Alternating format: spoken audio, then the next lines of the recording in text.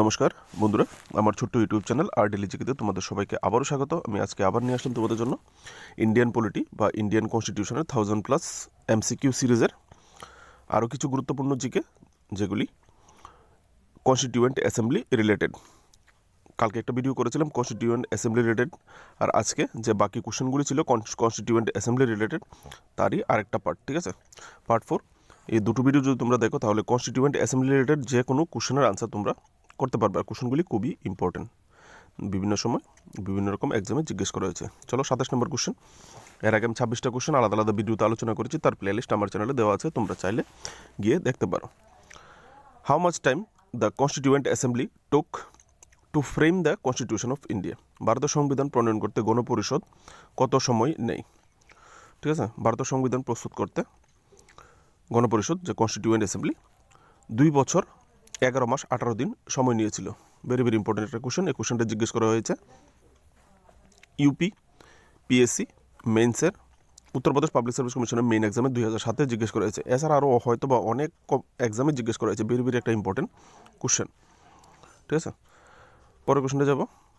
Who was the president of the constituent assembly of independent India? স্বাধীন ভারতের গণপরিষদের সভাপতি কে ছিলেন?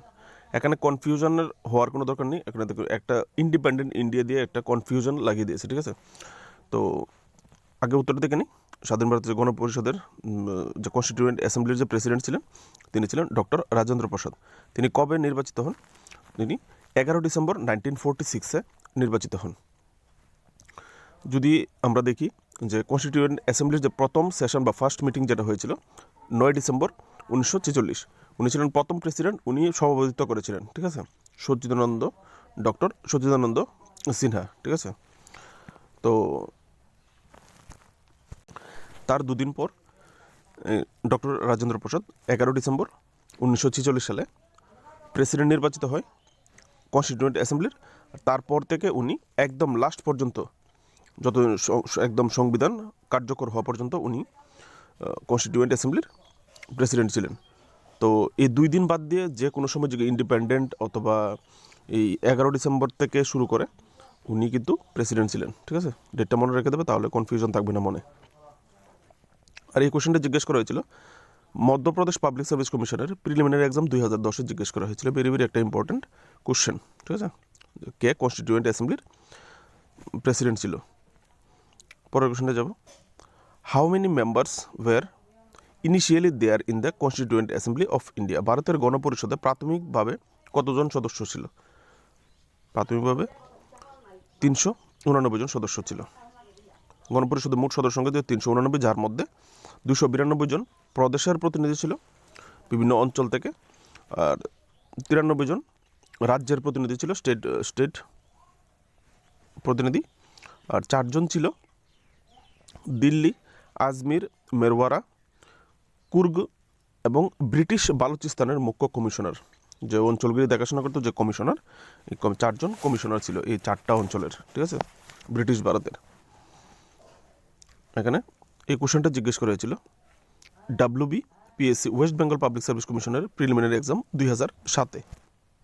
তোমরা দেখতে পাচ্ছ আলাদা আলাদা স্টেটের আলাদা আলাদা পাবলিক সার্ভিস কমিশনে কিন্তু কোশ্চেনগুলি জিজ্ঞেস করা হয়েছে।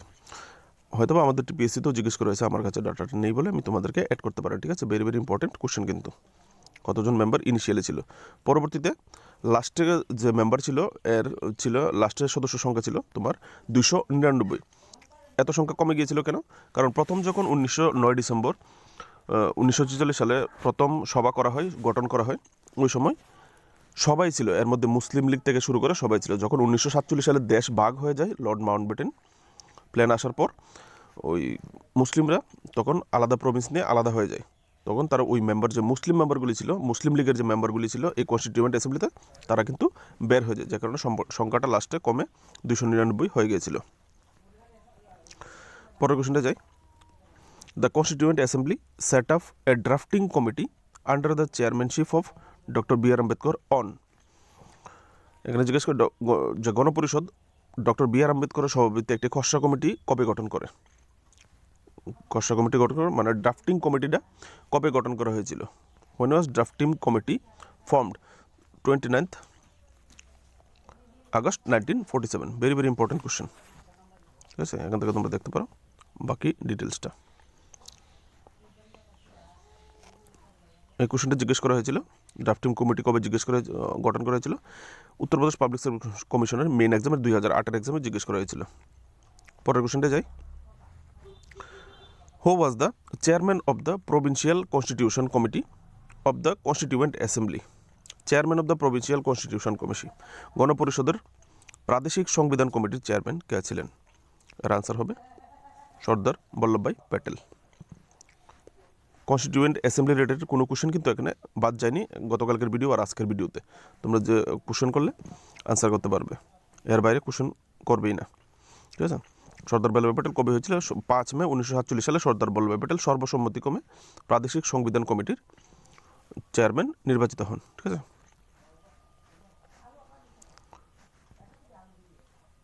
এই কোশ্চেনটা জিজ্ঞেস করা হয়েছিল উত্তরপ্রদেশ পাবলিক সার্ভিস কমিশনের মেইন এক্সামের 2008-এ। পরের কোশ্চেনে যায়। The number of members included in the constitution drafting committee was?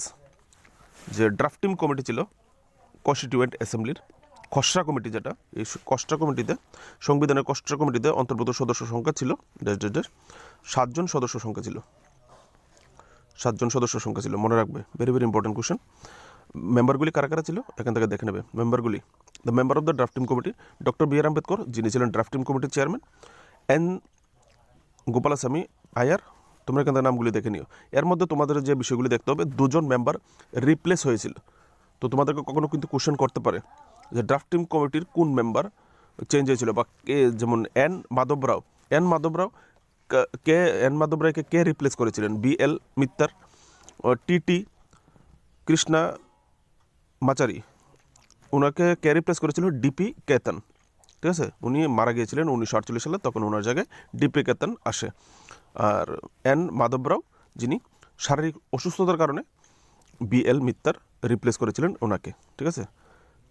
এই দুটো কিন্তু খুব মনে রাখবে। কোশ্চেন আজকালকে কিন্তু কোশ্চেনের মান অনেকটাই টাফ হয়ে গেছে, কেননা হাইলি এখানে কম্পিটিটিভ বেশি, কম্পিটিটরও বেশি, কম্পিটিটিভ লেভেলটা আরেক রকমের চলে গেছে। তো এইগুলি মনে রেখে দেবে।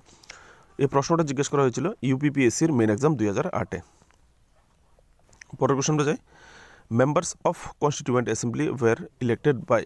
গণপরিষদের সদস্যরা নির্বাচিত হন, কীভাবে নির্বাচিত হতো?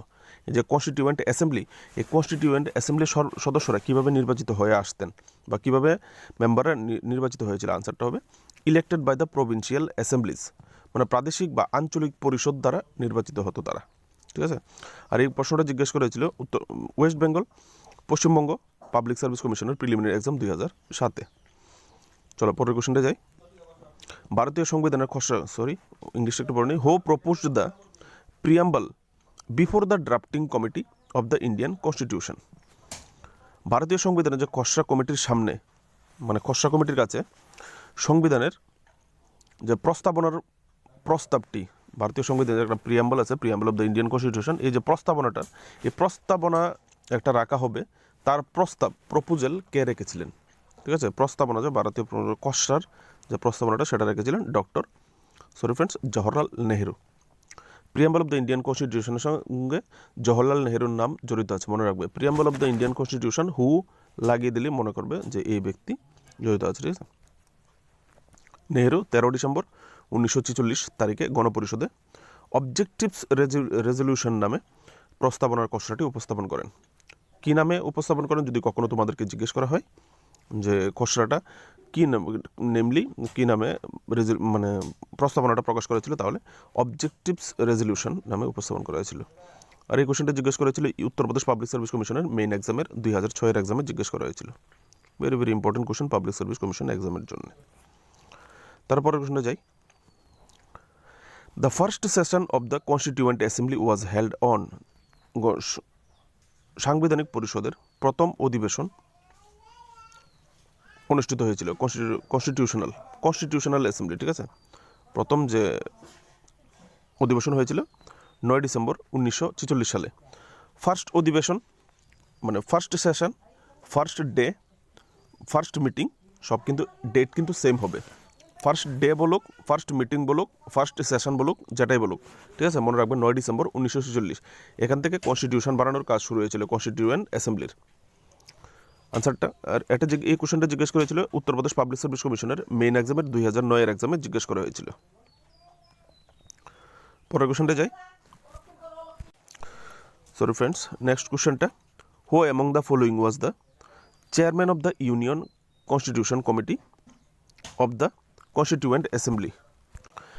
নিম্নোক্তদের মধ্যে কে গণপরিষদের ইউনিয়ন সংবিধান কমিটির চেয়ারম্যান ছিলেন?